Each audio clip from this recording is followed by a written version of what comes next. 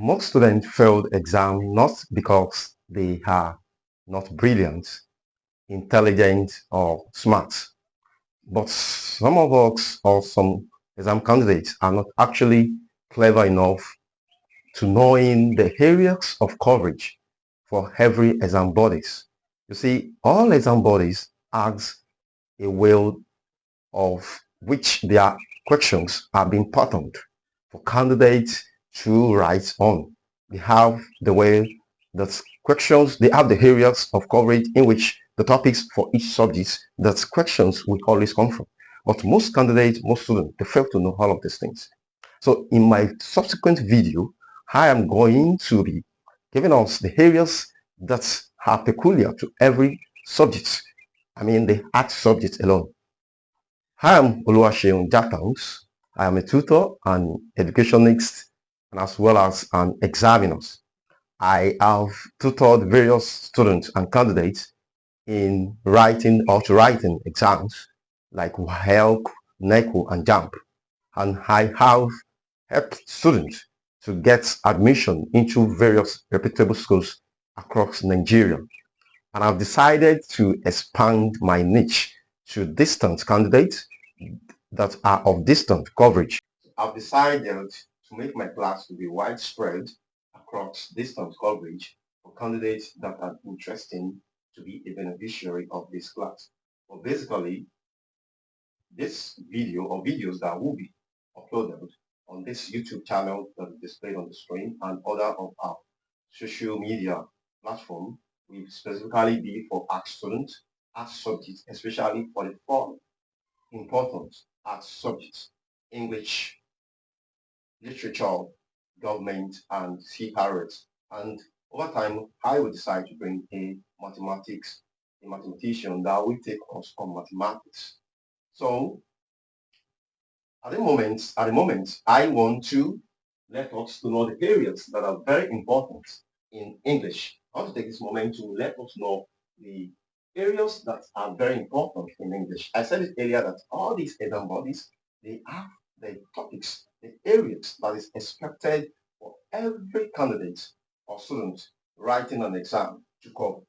So for English, these are the general outlines for all English exams. That is, for any English exams, regardless of the exam body that you are writing or sitting for. These are the areas that you need to cover, that you need to read extensively for, and which is the areas I looked at it with my students at the big five outlines. Number one is comprehension, that is passage reading. Number two, grammar and structure, lexics or vocabulary, writing English. This specifically is for WAEC and NECO candidates, that is the O-level exams. Then lastly, oral English, text of oral. These are the areas that are very, very important and cogent to study hard and practice past question form in various past questions. Meanwhile, there are some topics and subsets for each of these outlines. For instance, for comprehension, these are the areas that you need to look onto under comprehension. Number one, you see, comprehension has to do with reading a passage that is examiner want to text you as a student or candidate. How can you read and understand the passage? What is your knowledge of understanding? Don't forget, basically the word comprehension means grasping, understanding. That is, reading and be able to understand what you have read. So basically, there are techniques. Number one thing about comprehension is that first things is for you to read that passage and understand. But a lot of students, they read a passage and they find it difficult to be able to answer questions on the passage they have just read. Mind you, there are things you should look out for. There are ways you read and be able to understand. There are techniques. Let me put it down. There are techniques to read, to reading, to reading. Number one,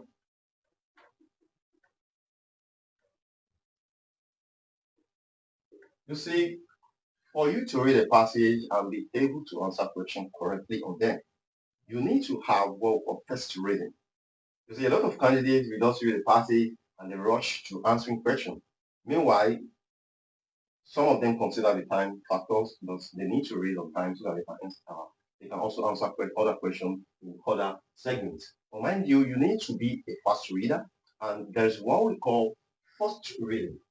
You need to read the passage for the first time without answering questions immediately. Don't answer. Don't answer. Don't answer yet. One.